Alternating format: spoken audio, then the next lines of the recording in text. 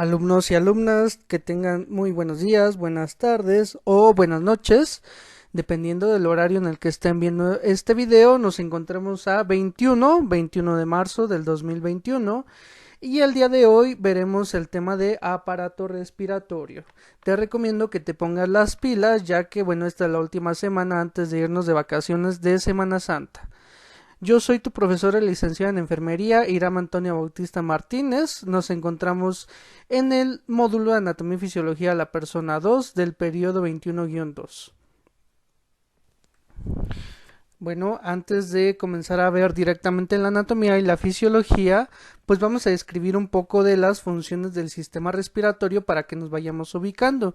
Bueno, de hecho esto tiene relación con un tema anterior que vimos, que era del sistema cardiovascular, específicamente cuando hablamos de la sangre, ya que acuérdate que la sangre, bueno, pues es la encargada de enviar, bueno, a través de la circulación sanguínea, la sangre llega a todos los órganos y va a enviar nutrimentos, glucosa, va a recoger elementos de desecho y va a dejar oxígeno en todos los pulmones. Te recuerdo que el oxígeno es un elemento muy importante para poder realizar el metabolismo celular, específicamente la respiración celular. Entonces, este es el intercambio gaseoso que se lleva a cabo en los tejidos, en todos los órganos, llámese hígado, riñón, cerebro, piel, músculo, siempre se va a dar un intercambio gaseoso a través de la sangre y específicamente gracias al eritrocito, que es el que va a transportar tanto el oxígeno como el dióxido de carbono. Bueno, cuando llega al órgano va a permitir esa liberación del oxígeno al tejido y a cambio va a recoger ese producto de desecho que es el dióxido de carbono. Ok, y la sangre continúa su proceso. Te recuerdo esa parte de la circulación mayor, que regresa la sangre por medio de las venas, vena cava superior, vena cava inferior, a la aurícula derecha del corazón, pasa al ventrículo izquierdo y de ahí sale por medio de una arteria pulmonar a los pulmones. Y es aquí en los pulmones donde también se lleva a cabo el intercambio gaseoso.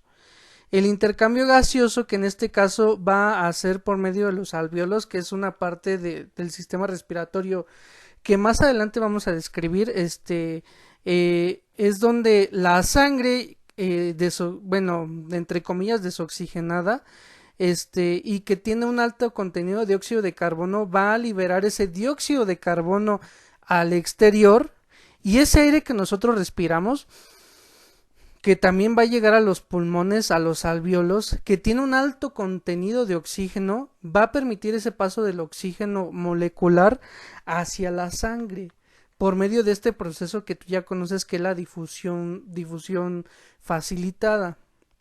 Sale, bueno, pero este proceso lo vamos a describir a mayor detalle más adelante. Bueno, entonces su principal función del sistema respiratorio es el intercambio gaseoso.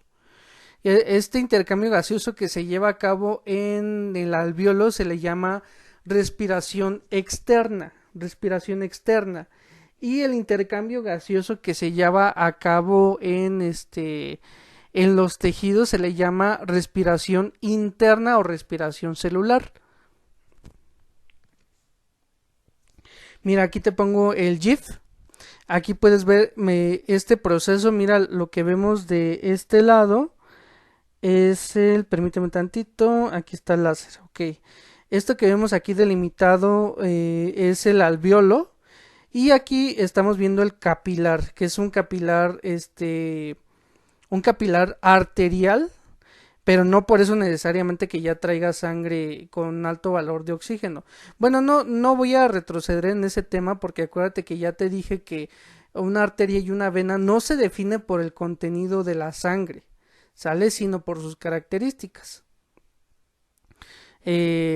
Características del tejido de ese vaso sanguíneo. Bueno, pero mira, observa cómo va llegando la sangre, los eritrocitos específicamente, que vienen ya del intercambio tisular, del intercambio gaseoso tisular, y están liberando hacia el alvéolo el dióxido de carbono, el CO2, que es un producto de desecho para que pueda salir al exterior, y a cambio están recibiendo el oxígeno, las moléculas de oxígeno.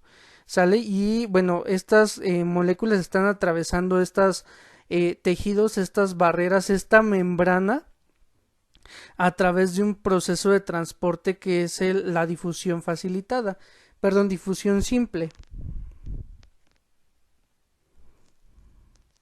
Bueno, este proceso se le llama hematosis. Muy importante que lo diferencies de homeostasis, porque es muy común que se lleguen a confundir. El concepto que hemos utilizado para todos los aparatos y sistemas es la homeostasis, ¿sale? Pero el proceso del intercambio de gases que se lleva a cabo en el alvéolo se le llama hematosis. Hematosis.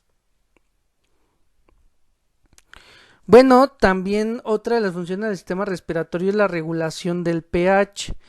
Y esto, ¿cómo se logra? Bueno, acuérdate, ya vimos la clase del pH, donde salen esos hidrogeniones, esas moléculas de hidrógeno libre que se encuentran en la sangre y que de ello va a derivar el pH, que es de 7.35 a 7.45 en la sangre. ¿Sale? Eso es muy importante. Ok, y tenemos esos radicales libres de hidrógeno en la sangre y es lo que me está dando pues el pH sanguíneo. Pero ese pH puede ir aumentando o disminuyendo dependiendo de la concentración de hidrogeniones. Ok, acuérdate que el hidrogenión es lo que me va a dar la característica ácida, de que a mayor carga de iones de hidrógeno va a ser mayor, el pH va a ser más ácido, perdón. Y bueno, entonces, ¿qué tiene que ver el sistema respiratorio en la regulación del pH? Bueno, pues el hidrogenión libre se va a unir al HCO3, al bicarbonato. Se va a unir al bicarbonato, perdón, HCO3 más un hidrogenión me va a dar como resultado H2CO3, ¿sale? H2CO3, que es ácido carbónico. Bueno, ¿y yo para qué quiero el ácido carbónico? Pues resulta que el ácido carbónico puede ser por medio de una enzima que se le llama anhidrasa carbónica. Llega aquí la anhidrasa carbónica al ácido carbónico para dividirla. El H2CO3 se va a transformar en CO2, por una parte un compuesto que es el CO2 y por otra parte el H2O. Entonces, mira, pasó de yo tener radicales libres de hidrógeno y bicarbonato, pasamos a tener CO2 y agua, H2O, o sea, dióxido de carbono y agua.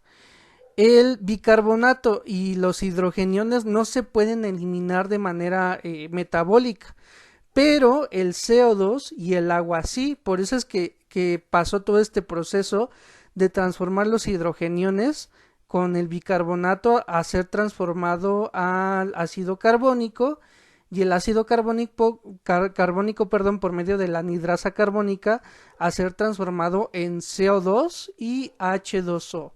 Que de hecho eso ya te lo había mencionado con anterioridad. ¿Te acuerdas que te había dicho que el tomar agua no era la única forma de obtener líquidos corporales? Sino esto que yo también te estoy explicando también es una forma de obtener agua, de obtener líquidos, pero este se le llama agua metabólica, ¿sale? Y ya sabes de dónde surgió.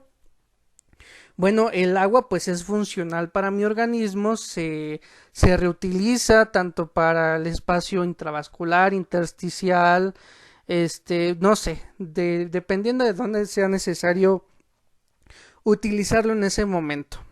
Y el CO2, bueno, pues ya es más fácil eliminarlo por medio de la misma respiración, por medio de la hematosis. Entonces, este es el proceso por el cual el sistema respiratorio también me ayuda en la regulación del pH. Bueno, y regulación de la TEA.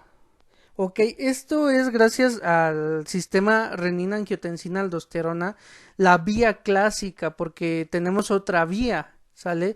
El sistema renina-angiotensina-aldosterona, de hecho, este sistema está activo en casi todos los tejidos de nuestro organismo, pero la vía más importante, la vía clásica, es a través de la síntesis de renina, que se sintetiza en el riñón, y esta renina, bueno, pues viaja por el torrente sanguíneo que va a activar la liberación de angiotensinógeno y este se va a transformar en angiotensina 1. Bueno, la angiotensina 1 viaja a los pulmones y es aquí por medio de otra enzima que se llama ECA, enzima convertidora de angiotensina 1 a angiotensina 2. Entonces, esta es la famosa ECA. Y aquí es por eso que el sistema respiratorio también tiene que ver con este proceso de la regulación de la tensión arterial. Bueno, pero aquí no termina. Sale la angiotensina 2. Al ser liberada ya me va a dar el efecto de la vasoconstricción. Que es el proceso que me va a ayudar a la regulación de la TA. Y la angiotensina 2 también me va a liberar aldosterona en las glándulas suprarrenales y eso me va a favorecer, bueno, la reabsorción de agua y sodio y el aumento de la volemia. Ya sabes qué es la volemia. Si aquí te estoy diciendo que me va a favorecer la reabsorción de agua principalmente, acuérdate que el principal elemento que me va a dar volumen a la sangre, la volemia, es el agua. Entonces, por eso aquí me dice que aumenta la volemia. Bueno, pero este proceso, de hecho, ya te dije que tiene que ver con el sistema cardiovascular, ya también aquí vimos involucrado el sistema respiratorio, el sistema renal, y bueno, te adelanto un poco, la siguiente unidad es el sistema urinario específicamente, que es ahí es donde ya vamos a ver riñón. Y ahora sí, aquí ya te voy a explicar paso por paso este sistema renina-angiotensina-aldosterona para que te quede un poco más claro. Bueno, ahorita me conformo con que sepas que el sistema respiratorio tiene que ver con la regulación de la TA, porque básicamente es aquí en los pulmones donde se libera esta enzima que es la enzima convertidora de angiotensina 1 a angiotensina 2. Bueno, la clasificación de las vías respiratorias, estas se van a clasificar de acuerdo al nivel en el que se encuentran. Es decir, tenemos vías aéreas superiores que van a iniciar desde la cavidad nasal. En la cavidad nasal encontramos fosas nasales, senos paranasales y las trompas de Eustaquio. Bueno, los cornetes. La cavidad nasal es entonces esa cavidad que se encuentra al nivel inferior del encéfalo. Se encuentra por debajo de la base craneana y por arriba del paladar blando y por arriba del paladar duro, ¿sale? Toda esa cavidad que va a ser el inicio de la entrada del aire, bueno, le vamos a llamar cavidad nasal y está compuesto por todos estos elementos. Bueno, ya por la parte posterior de la cavidad nasal y por detrás de la boca, por detrás de la garganta, vamos a encontrar la faringe, ¿sale? Que es el conducto que sigue después de la respiración y que el aire entra a través de la cavidad nasal. La faringe, bueno, está dividida de acuerdo al nivel en el que se encuentra. Tenemos nasofaringe, como su nombre lo indica, se encuentra al nivel de la parte posterior de la nariz. Aquí también encontramos las amígdalas, que te recuerdo que es un órgano linfoide. Tenemos la orofaringe, que se encuentra en la parte posterior de la boca, de la garganta, y tenemos la laringofaringe. Bueno, más abajo vamos a encontrar el cartílago tiroides, Y a partir de aquí pasamos a las vías aéreas inferiores. Ok, hasta aquí son las vías aéreas superiores y ahora vamos a pasar a las vías aéreas inferiores. Aquí es más fácil, vamos a encontrar el árbol bronquial, que este árbol bronquial va a estar compuesto por tráquea, bronquios y bronquiolos. Bueno, cada uno, excepto la tráquea, los bronquios pues se van a dividir en bronquios derecho e izquierdo. Y luego aquí encontramos de la subdivisión de los bronquiolos en bronquiolos primarios, secundarios, terciarios o también pueden ser llamados lobulares, que más adelante vamos a ver.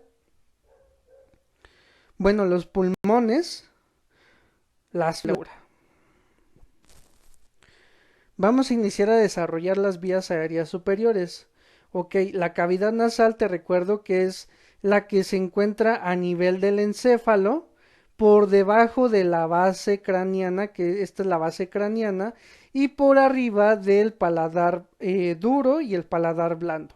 Es decir, aquí te lo delimito con el láser. Todo esto sería la cavidad nasal. En esta vamos a encontrar de inicio las fosas nasales. Las fosas nasales, que es la entrada, bueno, aquí dice la descripción de la cavidad nasal, es la parte interna de la nariz, está cubierta por una membrana mucosa que ayuda a que la nariz esté húmeda, generando mucosidad. De esta manera se evitan hemorragias nasales que ocurren cuando la nariz está seca. Es decir, todo esto que encontramos en la parte interna de la cavidad nasal es una forma de tejido que es tejido epitelial. Bueno, no quiero decir ni cilindro, ni cilíndrico, ni cúbico, porque dependiendo de la parte del sistema respiratorio puede cambiar, pero básicamente son cilíndricos ciliados, eh, mm, no queratinizados, es su principal característica, que son ciliados y que no son queratinizados. Oiga, prof, ¿y eso a mí qué? ¿Cómo que no son queratinizados? ¿Eso para qué me importa? Bueno, pues resulta que esta no es la única parte donde encontramos tejido epitelial. ¿Dónde más encontramos tejido epitelial? Por ejemplo, toca tu piel de tu mano. Esto que tú estás tocando también es tejido epitelial, ¿sale? Pero bueno, no estoy diciendo que lo hagas, pero si tocases con tu dedo la parte interna de tu nariz, que bueno, no se nos da muy común hacerlo, date cuenta que es diferente la textura. Yo lo estoy haciendo en este momento. A lo mejor es un poco asqueroso, pero bueno, pues con esto también puedes aprender, ¿no? La parte interna es diferente. La parte interna de tu nariz es diferente a la piel de tu mano. Y también es tejido epitelial. Las dos son tejido epitelial. ¿Cuál es la diferencia entre uno y otro? Bueno, son varias las diferencias, pero la principal es que el de tu piel es queratinizado y el de la mucosa, todo tejido epitelial que no es queratinizado se le llama mucosa, y la mucosa es un tejido epitelial no queratinizado. Por eso es que lo sientes húmedo. La queratina es una sustancia que forma el tejido conectivo que nos va a ayudar a recubrir las partes que necesitan protección. En el caso de la mucosa respiratoria, bueno, pues la protección es diferente. Porque, bueno, pues resulta que no tiene queratina porque también una de las funciones de la mucosa, de la mucosa respiratoria es humidificar el aire. Imagínate que esto tuviera queratina, que estuviera igual de liso, bueno, pues el aire pasaría directamente a nuestros pulmones, los secaría, los irritaría y seguramente empezaría a formar heridas y posteriormente sangre y pues eso no, en determinado momento pues nos llegaría a ahogar, ¿no? Pero como es mucosa que no está queratinizado y que la mucosa también genera el mucus o el moco, esto me ayuda también a humidificar el aire y que no entre totalmente seco. Aparte de que ese moco, bueno, más adelante creo que lo tenemos, vamos a seguir con la diapositiva. Ah, mira, aquí tengo esto que te estoy explicando, ¿no? Como te mencionaba, es tejido epitelial cilíndrico, ciliado. ¿Qué quiere decir ciliado? Que tiene estos cilios, estas vellosidades. Y estas vellosidades, bueno, pues me van a ayudar a atrapar partículas de polvo, que ahí también puede contener bacterias, virus, hongos, todo lo que respiramos del aire. Bueno, pues acuérdate que no viene completamente limpio, y menos de esta hermosa ciudad, de la Ciudad de México, que tenemos los mayores índices de contaminación, ¿no? Entonces, esta mucosa me ayuda a atrapar las partículas a través del tejido epitelial y los cilios. Los cilios tienen movimiento.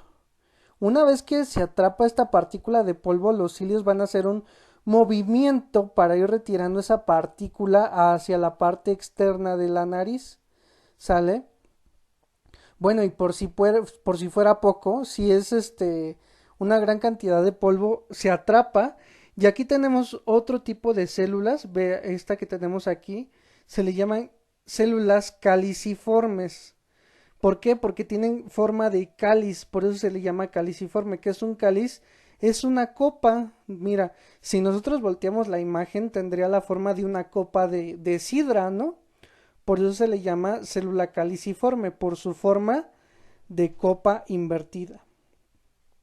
Bueno, esta célula caliciforme tiene la función muy importante de formar moco. Ok, ya se atrapó la partícula de polvo, la célula empieza a formar moco, va a atrapar esa partícula de polvo y tú posteriormente, bueno, pues la podrás retirar, pues, aunque se escuche feo, pues con el dedo, con papel. Bueno, ya tú verás cómo se retira, ¿no? O incluso por el mismo mecanismo del estornudo. Entonces, la gran importancia que tiene la mucosa respiratoria. Que, bueno, si fuera un tejido epitelial queratinizado, todo esto que yo te estoy mencionando, pues no sería posible, porque esto en lugar de cilios sería queratina. Y bueno, pues la queratina simplemente dejaría pasar libremente las partículas de polvo. Bueno, continuemos.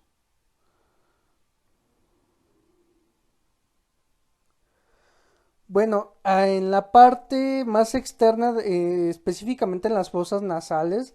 ¿Qué son las fosas nasales? Son estas dos entradas a la cavidad nasal que también pueden ser llamadas narinas o conductos nasales. Las fosas nasales, los cilios, de hecho, forman vellosidades, y ese va a ser el primer filtro del aire. Aquí se va a atrapar la mayor cantidad de polvo grueso. ¿Sale? Por eso es muy importante que no retires estos vellos. Simplemente pues recortarlos para que no salgan, sean tan prominentes, pero pues de preferencia pues no retirarlos en su totalidad. Bueno, también encontramos aquí los senos paranasales. Son un conjunto de cavidades aéreas que se encuentran en los huesos frontales, esfenoides, etmoides y maxilar superior, que comunican con las fosas nasales. Estas cavidades son estructuras que influyen en la respiración, la fonación, el calentamiento y la olfacción adecuados. Es decir, ¿qué son entonces los senos paranasales? Son cavidades, sale, formadas por hueso, es decir, todo esto está hueco, y como lo dice aquí en la descripción, tienen la función de cuando realizamos la respiración, bueno, todo ese aire entra aquí, se calienta, se humedece, y posteriormente pues ya entra a el conducto respiratorio. Y durante la fonación, es decir, cuando nosotros estamos hablando, esto funciona como una caja que aumenta el sonido, sale como si fuera una guitarra. Entonces, incluso las personas que sufren de sinusitis, que se llega a acumular una gran cantidad de moco en los senos paranasales, bueno, pues cuando los escuchas en su tono de la fonación es diferente, no tienen tanto eco. ¿Por qué? Porque, bueno, pues los senos están completamente llenos y no me produce ese aumento de del ruido que produce su voz.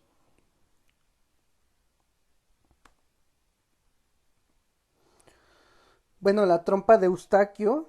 La trompa de Eustaquio es un canal que conecta al oído medio con la parte trasera de la nariz y la parte superior de la garganta. Su propósito es igualar la presión del aire en el oído medio con la presión fuera de este. Ok, esta trompa de Eustaquio, de hecho, su función es más funcional para el oído, porque es como una zona de descarga de presión. Imagínate que no tuviéramos este conducto, pues simplemente así como entra el sonido, el aire, me crearía una presión muy alta en el oído que podría llegar incluso a reventarlo. De hecho, en personas que llegan a tener infecciones de garganta, es muy fácil que esas infecciones de garganta o de nariz suban por medio de esta famosa trompa de Eustaquio y de ratito, bueno, pues ya también tienen una infección a nivel de los oídos. Y esto se debe, bueno, por este conducto que se le llama trompa de Eustaquio.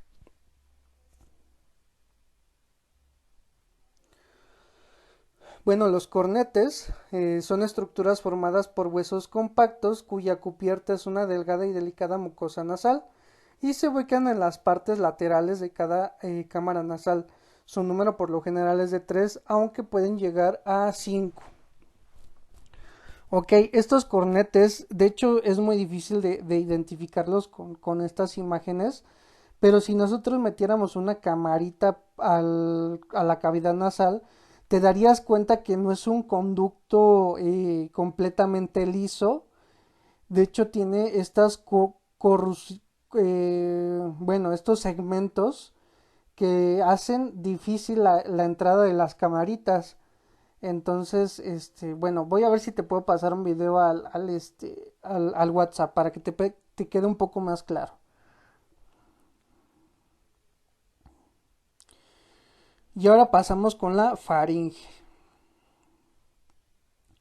La faringe, bueno, ya acabamos con la cavidad nasal. La faringe es todo este conducto que se encuentra en la parte posterior, es decir, atrás de todo, básicamente lo que es nuestra cara, ¿no?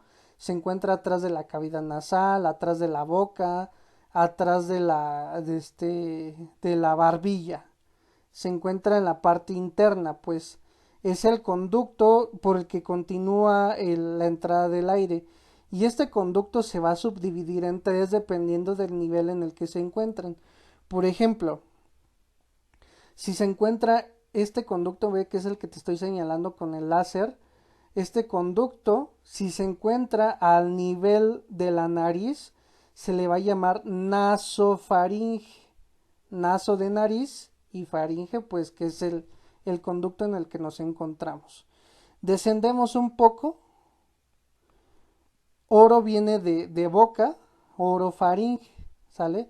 Que se encuentra por detrás de la boca. De hecho, si te das cuenta, aquí se están conectando dos conductos. El conducto de la cavidad nasal, que es la entrada del aire, y el conducto de la cavidad oral que viene de la boca. Es decir, por ejemplo, si tú respiras por la nariz, también puedes respirar por la boca. ¿Por qué? Porque básicamente tanto la entrada de la nariz y de la boca se van a conectar en la parte posterior por medio de la faringe. Y ojo con lo que te estoy diciendo porque esto es muy importante. Básicamente lo que quiero que interpretes es que la entrada del aire de la nariz y la entrada de del bolo alimenticio por medio de la boca se van a unir aquí en la faringe, ¿sale? Van a tener un mismo conducto. Y bueno, pues ya por último tenemos la laringofaringe o la hipofaringe. Laringofaringe porque se conecta con la laringe. Bueno, y esta parte es muy importante porque aquí es donde se va a hacer la diferenciación dependiendo de lo que esté entrando.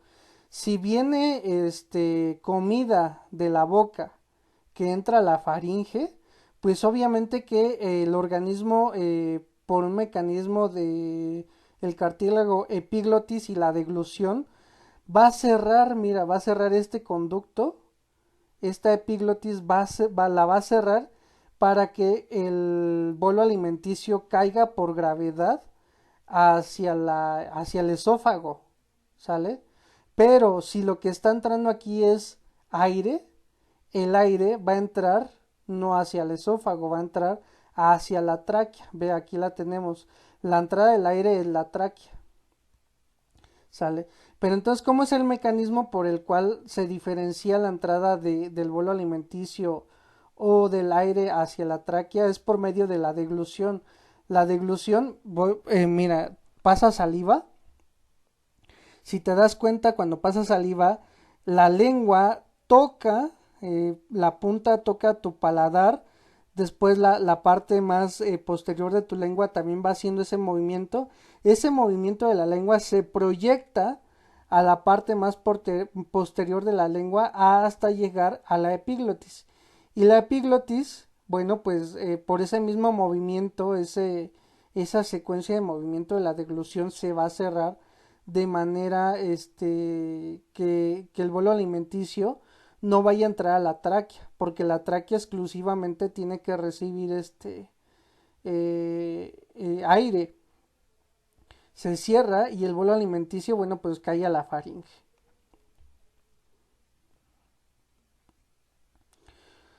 Bueno, ¿qué cartílagos vamos a encontrar aquí?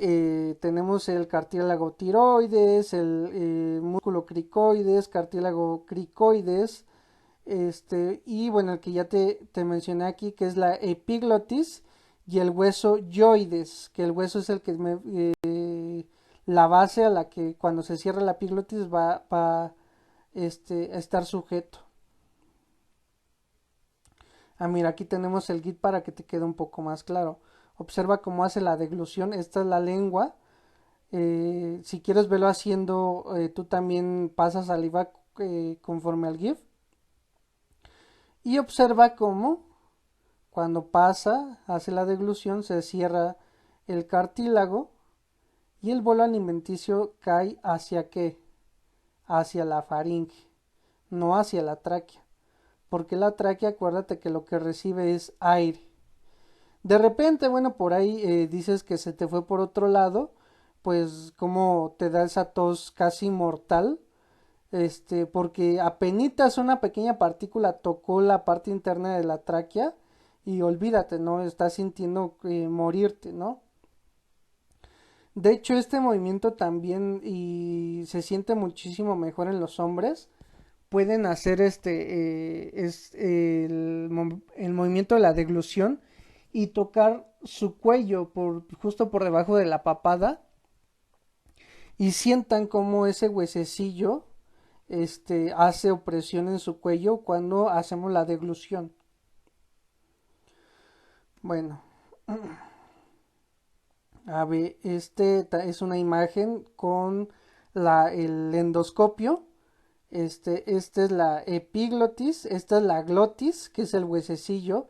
La epiglotis, y bueno, esta es la entrada a la tráquea, ¿sale? Y cuando nosotros hacemos la deglución, la epiglotis se cierra, se junta aquí al huesecillo que es la glotis, para cerrar por completo la entrada del bolo alimenticio a la tráquea.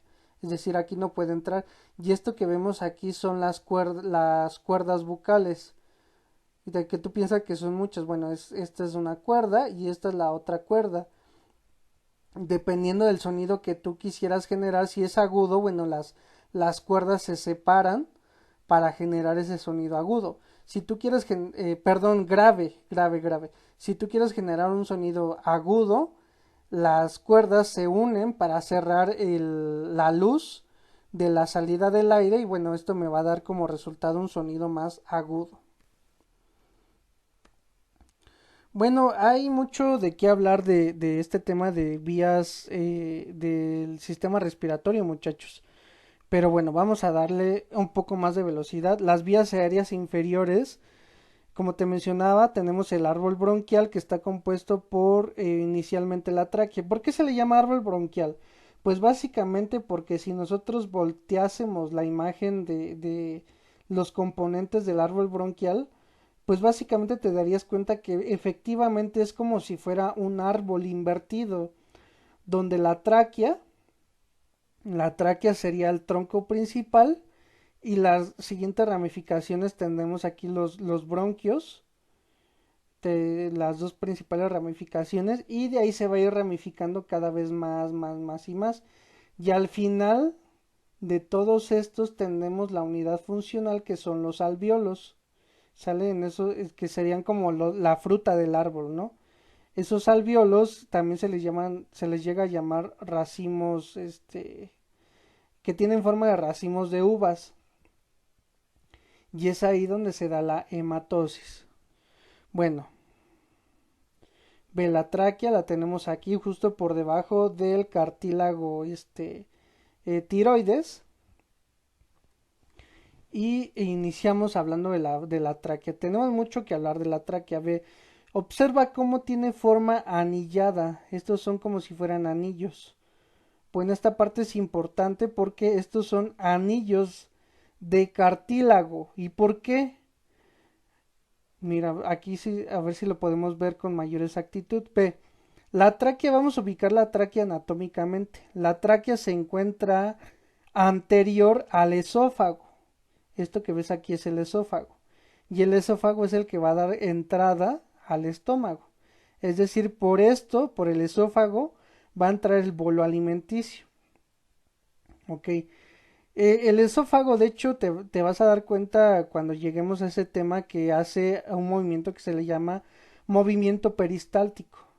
El movimiento peristáltico básicamente va a ir cerrando y abriendo el esófago, todo el tubo digestivo, básicamente, para poder hacer el movimiento de los alimentos. La tráquea no hace esos movimientos. La tráquea, de hecho, siempre debe de mantener su apertura, su diámetro de apertura constante. ¿Por qué? Porque por aquí va a transcurrir el oxígeno.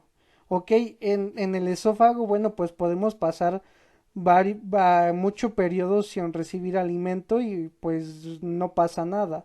Si acaso, bueno, pues una gastritis y un reflujo marca diablo, pero por el contrario, en la tráquea, si dejamos de recibir oxígeno, imagínate que se colapse la tráquea, que llegase a hacer un espasmo, y se cerrara, bueno, pues no te digo las consecuencias, o sea, podemos dejar de recibir alimento por el esófago por mucho tiempo, pero no podemos dejar de recibir aire por la tráquea por mucho tiempo.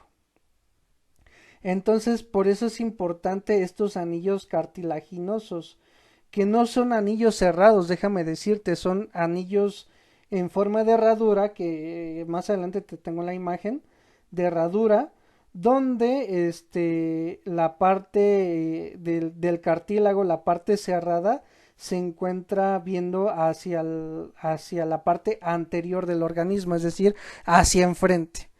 Y esto, pues la explicación es que me sirve para darle la forma rígida y la apertura constante a la tráquea. Por eso tenemos estos anillos de cartílago en la tráquea, pero no así en el esófago, ¿sale? Me están dando principalmente una protección. Bueno, la tráquea se encuentra anterior al esófago. ¿Qué quiere decir esto? Que está por delante del esófago, pero se encuentra anterior al esternón. El esternón es hueso que tenemos en la caja torácica, de hecho lo puedes tocar, y me sirve de protección. Bueno, ya te estás dando cuenta por qué es tan importante. y se encuentra lateral derecho a la aorta, sale al callado aórtico.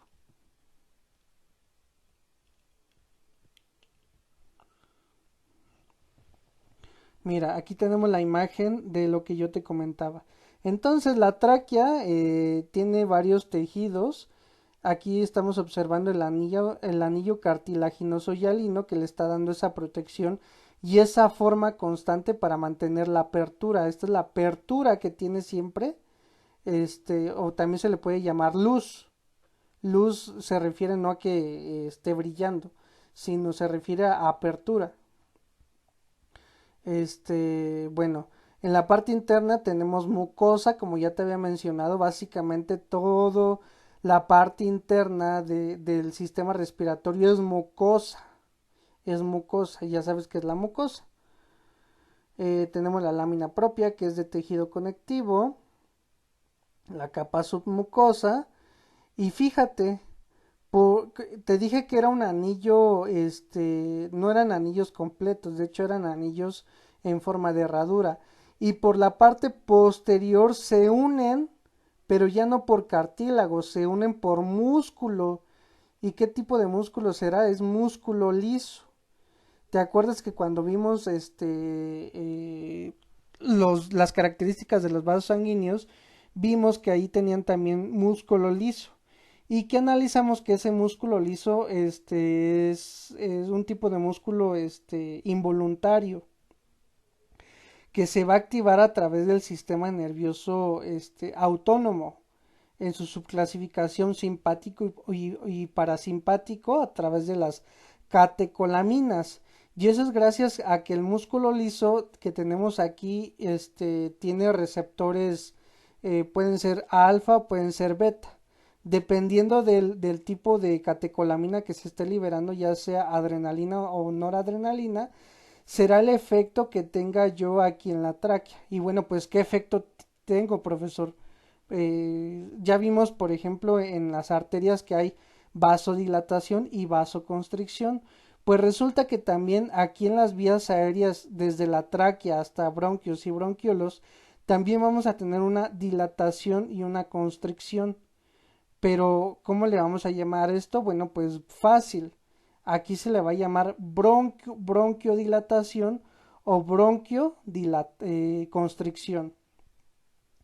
Bronquiodilatación cuando aumenta la apertura, la luz, el calibre de apertura de tráquea, bronquios o bronquiolos.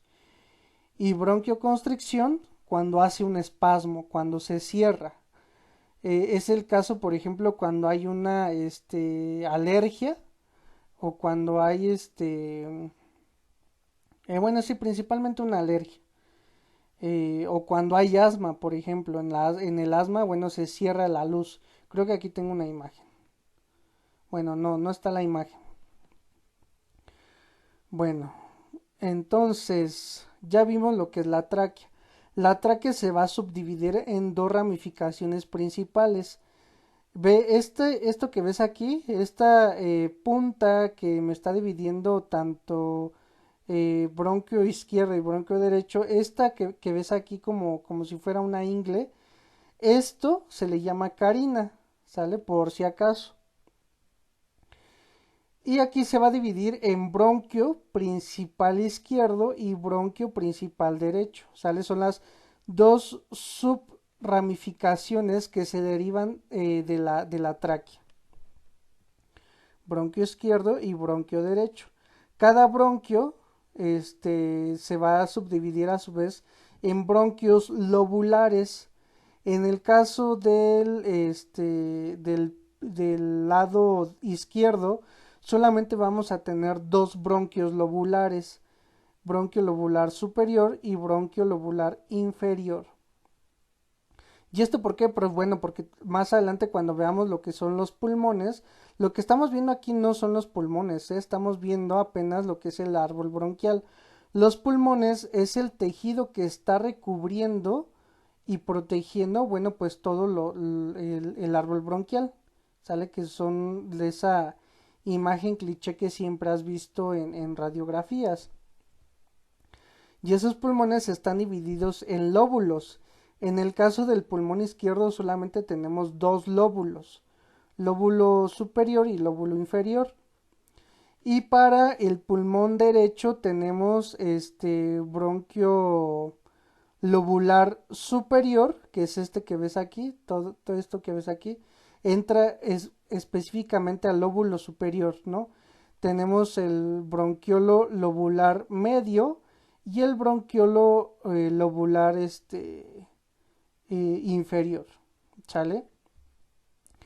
Y esto se va a subdividir, cada bronquiolo lobular tiene otras ramificaciones que serían los bronquiolos segmentarios, ¿sale? Y bueno, pues ya para no hacértela tan largo, también tenemos bronquiolos terminales, que esos bronquiolos terminales son los que me interesan porque de aquí se derivan los sacos alveolares. Todo esto que te acabo de mencionar básicamente pues eso son conductos del aire, ¿no? Es por donde se está conduciendo el aire. Pero no es lo importante de este sistema, lo importante de este sistema lo vamos a ver hasta que lleguemos al alveolo. Y ahora sí, por último tenemos los sacos alveolares y en los sacos alveolares pues los alveolos. ¿Qué son los sacos alveolares? Pues es el conjunto de alveolos, ¿sale? Que se derivan de los bronquiolos terminales. Este sería un bronquiolo terminal y aquí al final de ese bronquiolo terminal encontramos uno, dos, tres, varios lóbulos. Y el conjunto de todos esos lóbulos me va a dar origen a un saco alveolar. Todos estos conjuntos de estos alveolos es un saco alveolar y este es otro saco alveolar. Bueno, vamos a ver solamente un alveolo. Observa cómo aquí a los alveolos es donde está llegando pues la arteriola pulmonar, ¿sale? Que la arteriola pulmonar se deriva de la arteria pulmonar y está conduciendo precisamente la sangre con baja cantidad de oxígeno y alto contenido de dióxido de carbono. Y es aquí donde se va a dar el intercambio de gas por medio de la difusión, ya te lo había mencionado, y eso se le llama hematosis. Ya una vez que la sangre recibe el oxígeno y deja a cambio el dióxido de carbono, lo libera para salir nuevamente por la respiración al exterior, bueno, pues ya va a regresar al corazón, pero por medio de la vena pulmonar. Vénula pulmonar se transforma en vena pulmonar y llega finalmente a la aurícula izquierda del corazón, ya la sangre impregnada con alto contenido de oxígeno. Bueno, cada bronquiolo lobar se ramifica en bronquios segmentarios. Estos bronquios segmentarios se dividen a su vez en bronquios terminales. Bueno, esto ya te lo mencioné, ¿sale? Pero por si acaso también aquí está la información. Ah, bueno, me faltó de los bronquiolos terminales se abren y ramifican en bronquiolos respiratorios y estos bronquiolos respiratorios en sí son los que de donde se derivan los sacos alveolares. Ahora sí, vamos a ver qué son los pulmones. Los pulmones son un par de órganos en forma de pirámide dentro de su pecho que permite que su cuerpo tome oxígeno del aire. Tiene una textura esponjosa y son de color gris rosado. Entonces es este tipo de tejido que está recubriendo todo el árbol bronquial. ¿Sale? Y bueno, como te había mencionado, se divide en lóbulos. En el caso del pulmón derecho tenemos tres, lóbulo superior, lóbulo medio y lóbulo inferior. Y en el caso del pulmón izquierdo solamente tenemos dos, lóbulo superior y lóbulo inferior.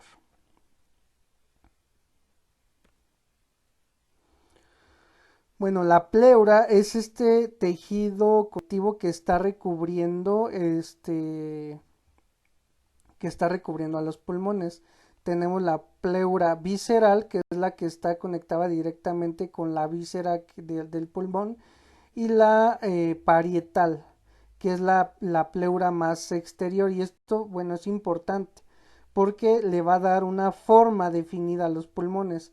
Acuérdate que los pulmones son este tejido esponjoso que es friable. ¿Qué quiere decir que es friable? Que puede perder muy fácilmente su forma y es muy moldeable de acuerdo a la cantidad de oxígeno que le estén dando pues al árbol bronquial. Por eso es que tenemos esa característica de los pulmones. Pero es precisamente la pleura, el tejido conectivo que lo recubre, la que evita que pierda su forma y evidentemente pues también su funcionamiento. Si la pleura llegase a dañarse, bueno, pues los pulmones también perderían su función porque se expandirían de más. Hay patologías donde se llega a acumular una gran cantidad de agua entre la pleura visceral y la pleura parietal. Puede ser agua, puede ser sangre o incluso puede ser gas. ¿Sale? Bueno, ya nos aventamos el rollo más complicado. Vamos a analizar a mayor profundidad lo que es la hematosis. Como ya te había comentado, la hematosis es el intercambio de gases que se produce entre el oxígeno de los alvéolos pulmonares y la sangre desoxigenada proveniente de la circulación menor, que ha de ser oxigenada y retirada el dióxido de carbono. Como te comentaba nuevamente, lo que lleva la sangre aquí en este caso, bueno, pues es una gran cantidad de dióxido de carbono.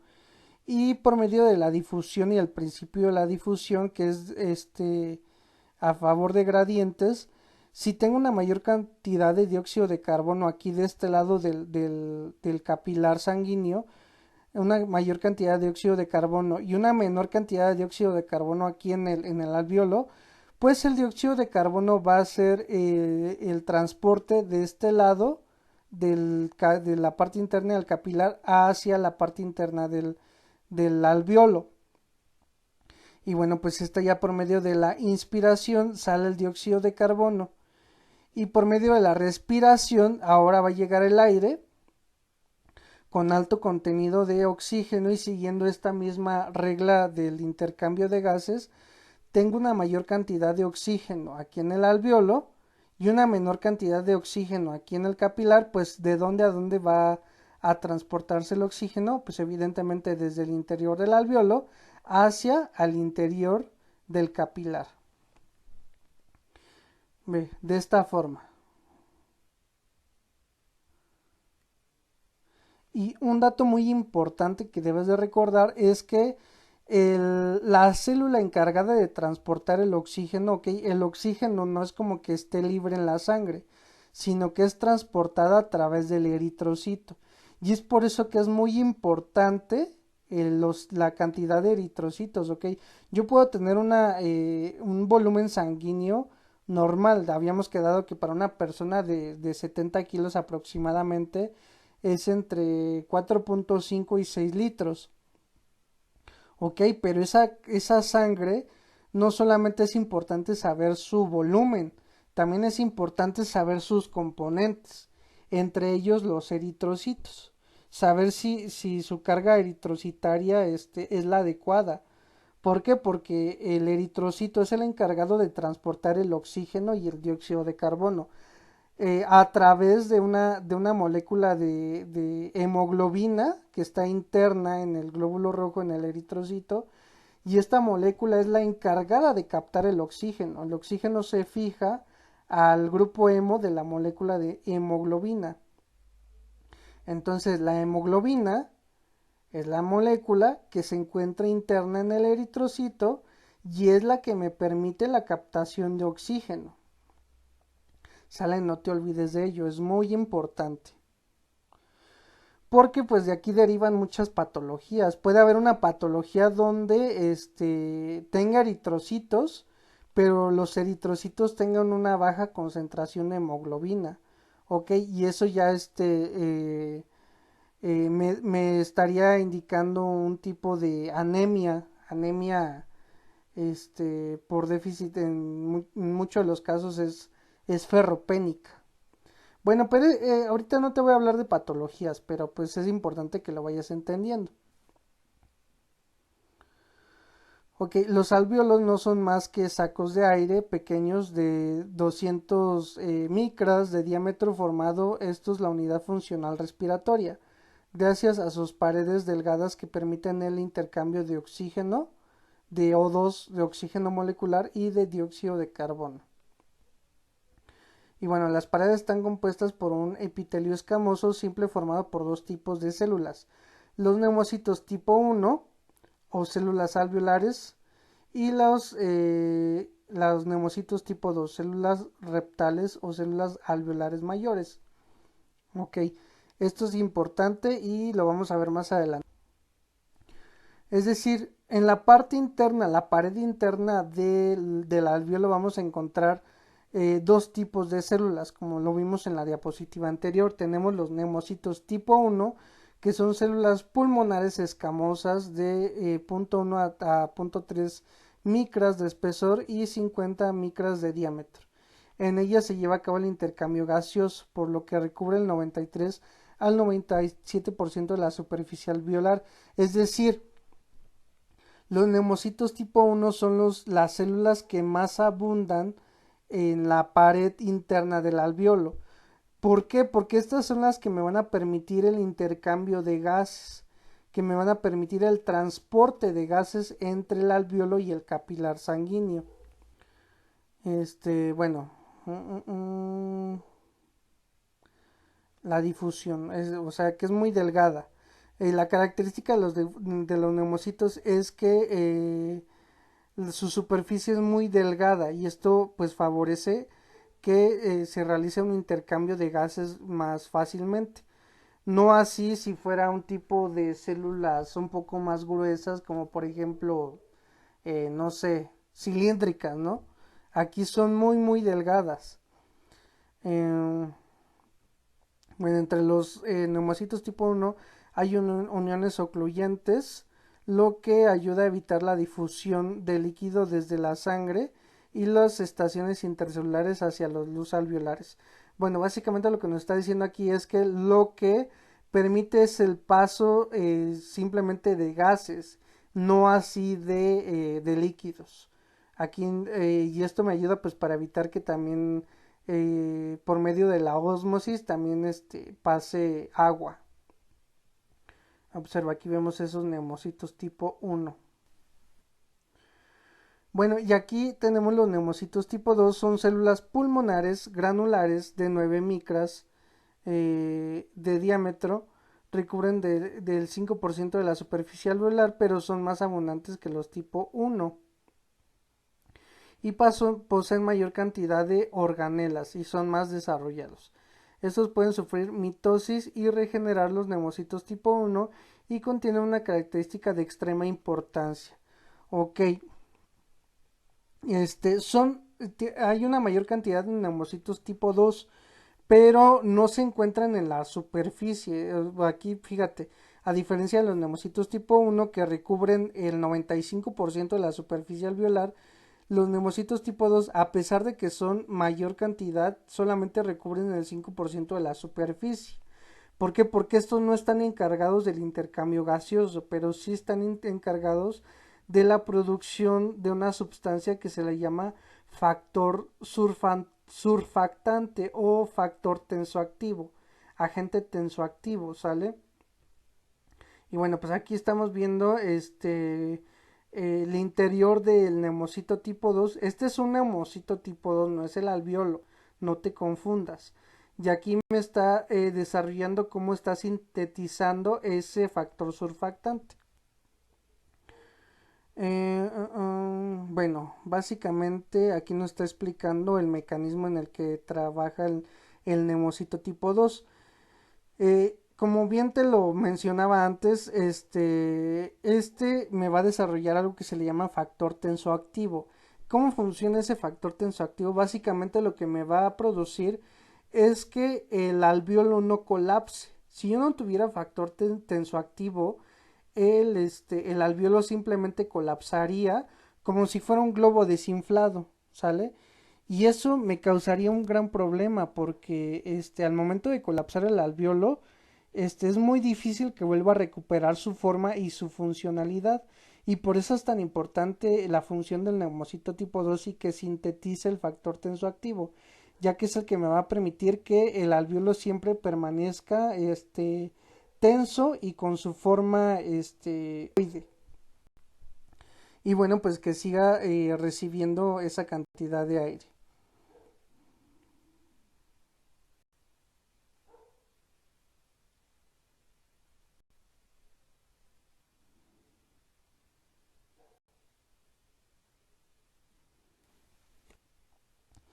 Bueno, el factor surfactante, como bien te lo mencionaba, o tensoactivo, es sintetizado por el neumocito tipo 2 y está compuesto principalmente por fosfolípidos dipalmitoil, fosfatidilcolina y fosfatidilglicerol y por cuatro proteínas únicas, proteínas del agente tensoactivo A, B, C y D. Se modifica con el aparato de Golgi y se libera al interior de las vesículas conocidas como cuerpos compuestos, que son los predecesores inmediatos de los cuerpos laminados. B. Entonces, como te mencionaba, es el que me va a permitir tener la forma al alveolo. Y bueno, no es así de simple. De hecho, ese factor tensoactivo tensa la superficie del alveolo y también permite que este alveolo no se infle de más por la entrada de aire.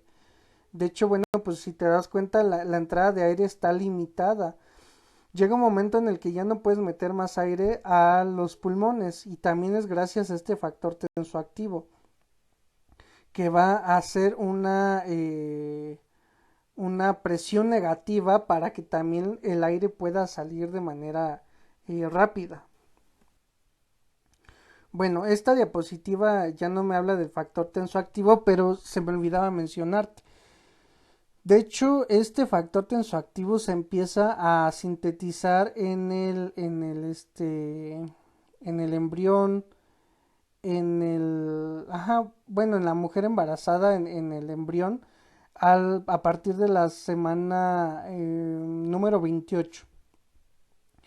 De hecho, una de las principales causas de muerte en los pacientitos prematuros es porque es su inmadurez pulmonar y que todavía no se está generando este factor tensoactivo y gracias a ello, bueno, pues no pueden llevar a cabo una respiración correcta, una hematosis correcta y pues las probabilidades de vida van disminuyendo en cuanto a mayor sea su prematurez. Y bueno, para ello hay dos posibilidades.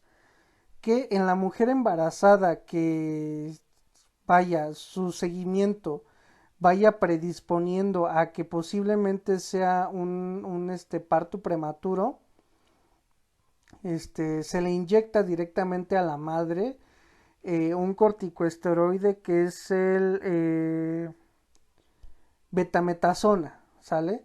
Y es la betametasona es un madurador pulmonar para que en caso de que llegue a venirse antes la criatura que sea prematuro, bueno, pues al menos haya madurado lo mayor posible la síntesis del factor surfactante.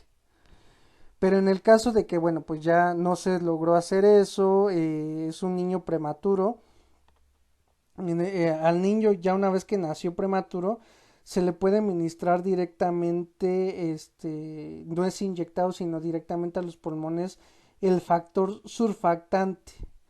Es un tratamiento muy caro porque para producir factor surfactante, bueno, pues se necesita bastante tiempo.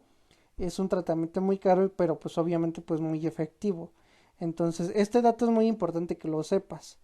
Cuando llegues a pediátricos, seguramente te va a servir de mucho.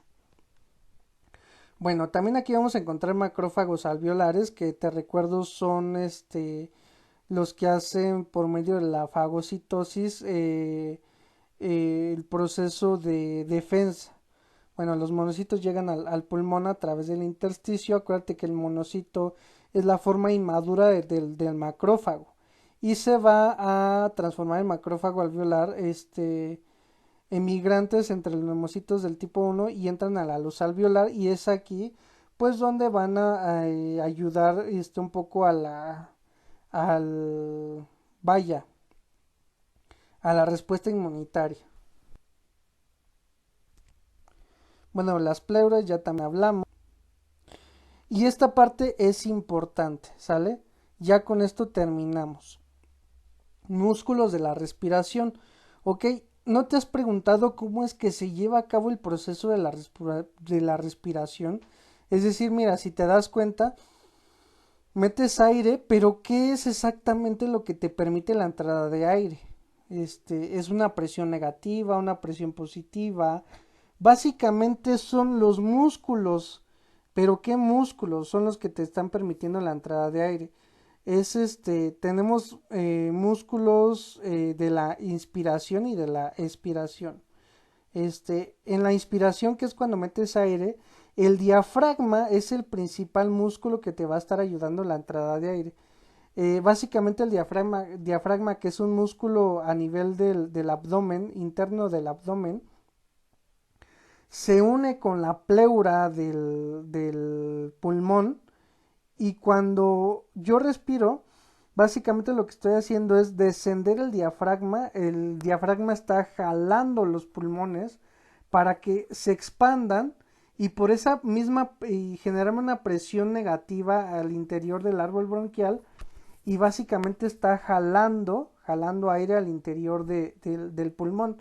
Este ejemplo, si tienen la oportunidad de agarrar una jeringa, la jeringa, la tomas del émbolo, jala el émbolo hacia afuera y observa cómo está entrando aire, pero ese aire está entrando gracias a que el émbolo está descendiendo, porque me está generando una presión negativa al interior de la jeringa. Básicamente es como está funcionando también este músculo de la respiración. El más importante es el diafragma, ¿sale? Porque es el que me está generando del 65 al 70% del aire. Bueno, cuando la necesidad respiratoria es mayor, hablamos de respiración forzada. Intervienen todos aquellos que envuelven la caja torácica, anterior y posterior. ¿Cuáles son esos? Bueno, son los intercostales internos, el esternocleidomastoideo, serratus anteriores y posteriores, escalenos del cuello, pectoral mayor y menor. Bueno, eso ya los viste en la actividad de aprendizaje. Y durante la expiración, la respiración tranquila y normal no se va a contraer músculo, se produce por la relajación del diafragma. Es decir, simplemente yo al relajar el diafragma mete aire, y para que el aire salga simplemente debo de relajar el músculo del diafragma, y sale por simple cambio de presión. No necesito en este caso de la expiración hacer ningún esfuerzo, pero cuando ya saqué ese aire máximo por la propia relajación, yo puedo intentar sacar más aire, y esa es una expiración forzada. Y ahí sí estoy ocupando músculos. ¿Cuáles son los principales músculos que van a intervenir? Los abdominales, el recto anterior del abdomen, el oblicuo externo e interno y el transverso del abdomen. Los intercostales internos, que deprimen las costillas, también intervienen el músculo dorsal ancho y el músculo espinador. Ok, todo esto es muy importante.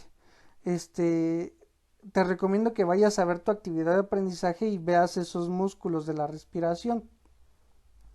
Ok, la respiración, muchachos, que entonces ya sabes que es gracias a los músculos accesorios de la respiración. Estos músculos son voluntarios, de hecho tú los puedes mover eso sí, la respiración, tú la puedes mover a voluntad propia, pero también se puede volver involuntaria dependiendo de las demandas de oxígeno que tengas. Por ejemplo, cuando tú te echas a correr, la demanda de oxígeno aumenta, ya sabrás tú por qué, y la respiración se vuelve incontrolable, ya no la controlas tú, se vuelve una respiración autónoma y empiezas a respirar de esta forma, ¿sale? Bueno, esto también es importante. Respiración, proceso fisiológico, que tiene varias etapas y ya las describimos. Ventilación pulmonar, la difusión de gases a través de la barrera hematogaseosa, el transporte de gases a través de los vasos sanguíneos, la perfusión tisular, que es el intercambio de gases en los tejidos, que también se le llama respiración interna, y bueno, centros respiratorios reguladores, que es el sistema nervioso y que es lo que vamos a ver a continuación y es lo que te mencionaba de la respiración autónoma.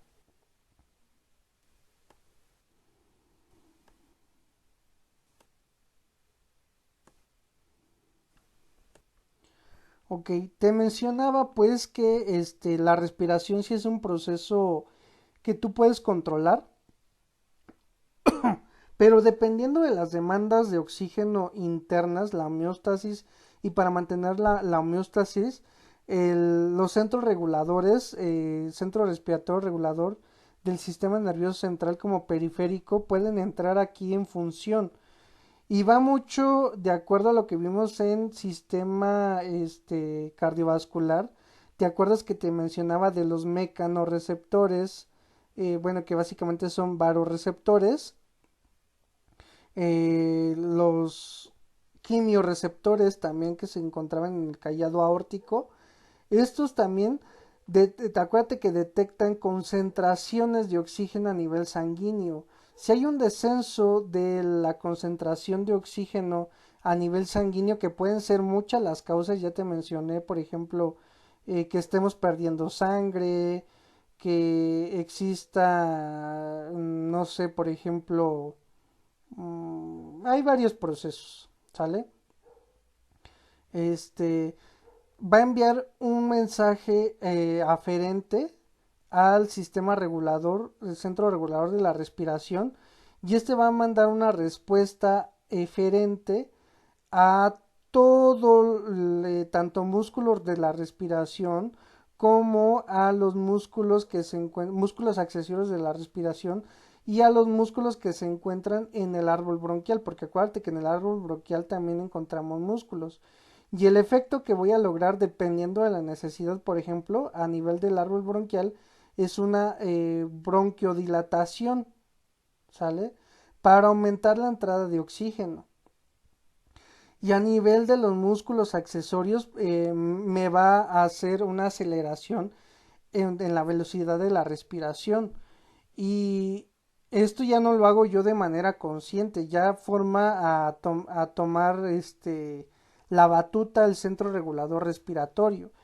Y no quería ver yo patologías, pero por ejemplo, te vas a dar cuenta con tus pacientes, un paciente gravecito que, por ejemplo, está perdiendo mucha sangre, tiene una hemorragia. Al perder sangre, evidentemente está perdiendo eritrocitos, y al perder eritrocitos, pues está perdiendo la capacidad de retener oxígeno en la sangre. Entonces volvemos a lo mismo. Los quimiorreceptores detectan este descenso, envían la información, hay una bronquiodilatación y hay una aceleración en la respiración. Y tenemos diferentes respiraciones que me pueden estar indicando el estado de salud de mi paciente. Por ejemplo, puede haber una taquipnea. A ver si lo puedes escuchar. Una taquipnea donde el paciente hace esto.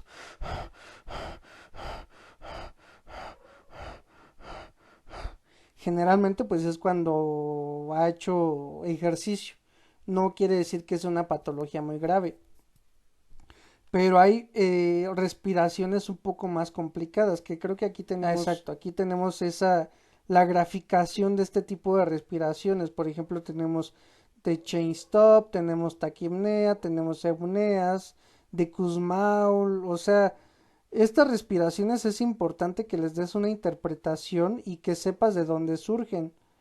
Este, ok, como te mencionaban, la idea no es que yo te enseñe patologías, pero por ejemplo, En la de Chainstock, que es muy común, te voy a tratar de ejemplificar lo que ves aquí en la gráfica. Y es un pacientito que sí está grave, que su organismo está tratando de compensar ese vaya patología que esté transcurriendo en ese momento, pero pues al tratar de hacer esa compensación pues también se cansa, no logra hacerlo y por eso tenemos periodos de eumneas, apneas, perdón, apnea quiere decir que hay ausencia de la respiración y esto se interpreta de la siguiente forma. Va desde lo más tranquilo, va aumentando gradualmente, disminuye nuevamente y tenemos una apnea prolongada. Y va así de esta forma.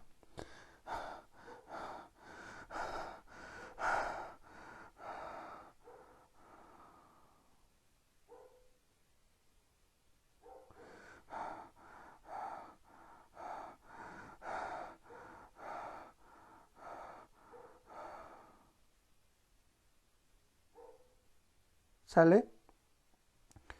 Y bueno, solo por ponerte un ejemplo, como te vuelvo a mencionar, no trato de que este sea una clase de patologías, pero ya sabes de dónde surge todo esto. Son compensaciones del sistema respiratorio que está tratando de hacer alguna afección que se encuentra no solamente a nivel de este sistema, también se puede ver involucrado el el sistema cardiovascular, perdón, a través de los quimiorreceptores.